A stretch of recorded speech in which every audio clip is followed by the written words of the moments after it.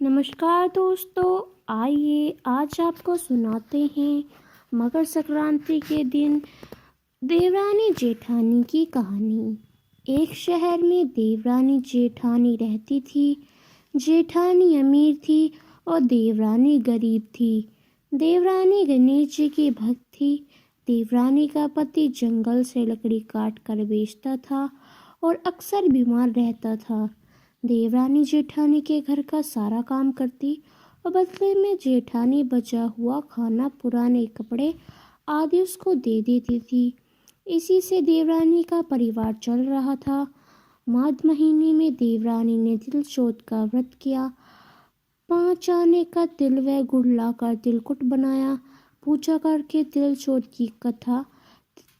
की कहानी सुनी और तिलकुट्टा छीके में रख दिया और सोचा कि चांद उगने पर पहला तिलकुट्टा और उसके बाद ही कुछ खाएगी। कथा अनुसार वह जेठानी के यहाँ चली गई। खाना बनाकर जेठानी के बच्चों से खाना खाने को कहा तो बच्चे बोले, माँ ने व्रत किया है और माँ भूखी है, जब माँ खाना खाएगी हम भी तभी खाएंगे। जेठ जी को खाना खाने को कहा तो जेठ जी बोले, मैं अकेला नहीं खाऊंगा, जब चांद निकलेगा तब सब खाएंगे, तभी मैं खाऊंगा। जेठानी ने उससे कहा कि आज तू किसी ने भी अभी तक खाना नहीं खाया, तुम्हें कैसे दे दूं? तुम सुबह सवेरे ही बचा हुआ खाना ले जाना। देवरानी के घर पर पति बच्चे सब आराम लगाए बैठे थे कि आज तो त्योहार है, इसलिए कुछ पकवान आदि खाने को मिलेगा। परंतु जब बच्चों को पता चला कि आज तो रोटी भी नहीं मिलेगी तो बच्चे रोने लगे। उसके पति को भी बहुत गुस्सा आया और कहने लगा, सारा दिन काम करके भी 2 रोटी नहीं ला सकती तो काम क्यों करती हो? पति ने गुस्से में आकर पत्नी को कपड़े धोने के घोवने से मारा। धोवना हाथ से छूट गया तो पाटे से मारा। वह बेचारी गणेश जी को याद करती हुई रोते रोते पानी पीकर सो गई। उस दिन गणेश जी देवरानी के सपने में आए और कहने लगे, धोवने मारी, पाटे मारी, सो रही है या जाग रही है? वह बोली, कुछ सो रही है, कुछ जाग रही हूँ। गणेश जी बोले, भूख लगी है, कुछ खाने को दे। देवरानी बोली, क्या दूँ? मेरे घर में तो अन्न का एक दाना भी नहीं है। जेठानी बचा कुचा खाना देती थी, आज वह भी नहीं मिला। पूजा का बचा हुआ तिलकुट्टा छीके में पड़ा है, वही खा लो। तिलकुट्टा खाने के बाद गणेश जी बोले, धोवने मारी, पाटे मारी, निमट आई लगी है, कहाँ निमटे? वह बोली, यहाँ पड़ा घर, जहाँ इच्छा हो वहाँ निमट लो। फिर गणेश जी बच्ची की तरह बोले, अब कहाँ पहुँचूं, नींद में मगन। अब देवरानी को बहुत गुस्सा आया कि कब से तंग किए जा रहे हैं। सब बोली, मेरे सर पर पूछो और कहाँ पूछोगे। सुबह जब देवरानी उठी तो यह देखकर हैरान रह गई कि पूरा घर हीरे मोती से जगमा रहा है। सिरपा जहाँ विनायक जी पोछने कर रहे थे वह हीरों के टीके व बिंदी जगमगा रहे थे। उस दिन देवरानी जेठानी के यहाँ काम करने नहीं गई। बड़ी देर तक राह देखने के बाद जेठानी ने बच्चों को देवरानी को बुलाने भेजा। जेठानी ने सोचा कल खाना नहीं दिया इसलिए शायद देवरानी बुरा मान गई है। बच्चे बुलाने गए और बोले, चाची माँ ने बुलाया है, सारा काम पड़ा है।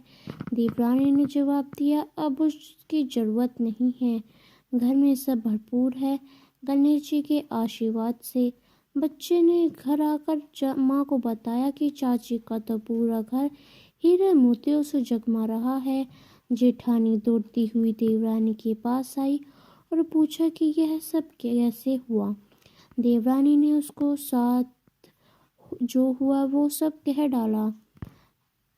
घर लौटकर देवरानी अपने पति को कहा कि आज धोवने और पाटे से मारो। उसका पति बोला कि भली मानस, मैंने कभी तुम पर हाथ भी नहीं उठाया, मैं तुम्हें धोवने और पाटे से कैसे मार सकता हूँ। वह नहीं मानी और जिद करने लगी। मजबूरन पति को उसे मारना पड़ा। उसने ढेर सारा घी डालकर चूरमा बनाया और छीके में रख और सो गई।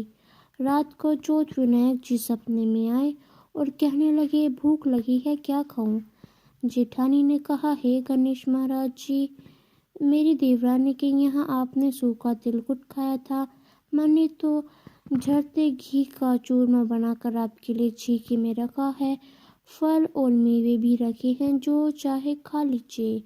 बाल स्वरूप गणेश जी बोले, अब निपटा? जेठानी बोली, उसके यहाँ तो टूटी फूटी झोपड़ी थी, मेरे यहाँ तो कंचन के महल हैं, जहाँ चाहो निपटो।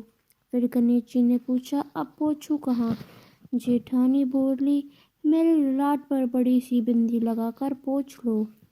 धन की भूखी जेठानी सुबह बहुत जल्दी उठ गई। सोचा घर हीरे जवाहरात से भर चुका होगा, पर देखा तो पूरे घर में गंदगी फैली हुई थी। तेज बदबू आ रही थी। उसके सिर पर भी बहुत सी गंदगी लगी हुई थी। उसने कहा, हे गणेश जी महाराज, यह आपने क्या किया? मुझसे रूठे और देवरानी पर टूटे। जेठानी ने घरों की सफाई करने की बहुत कोशिश करी, परंतु गंदगी और ज्यादा फैलती गई। जेठानी के पति को मालूम चला तो वह बहुत गुस्सा हुआ और बोला, तेरे पास इतना सब कुछ था, फिर भी तेरा मन नहीं भरा। परेशान होकर चौथ के गणेश जी से मदद की विनती करने लगी। गणेश जी ने कहा, देवरानी के जलन के कारण तूने जो किया था, यह उसी का फल है। अब तू अपने धन से आधा उसे देगी, तभी यह सब साफ होगा। उसने आधा धन बांट दिया, किंतु मोहरों की एक हांडी चूल्हे के नीचे गाड़ रखी थी। उसने सोचा किसी को पता नहीं चलेगा। उसने उस धन को नहीं बांटा। उसने कहा, हे श्री गणेश जी, अब तो अपने जहाँ यह बिखरा समेट लो। वे बोले, पहले चूल्हे के नीचे गाड़ी हुई मोहरों की हांडी सहित ताक में रख दो। सुई के भी 2 हिस्से कर कर इस प्रकार गजानन के बाल स्वरूप में आकर सुई जैसी छोटी चीज का भी बंटवारा किया और अपनी माया समेटी। हे गणेश जी महाराज, जैसी आपने देवरानी जेठानी पर कृपा की, वैसे सब पर करना। कहानी कहने सुनने वाले का हुंकार भरने वाले सब पर कृपा करना, लेकिन जेठानी को जैसी सजा दी वैसी किसी को मत देना।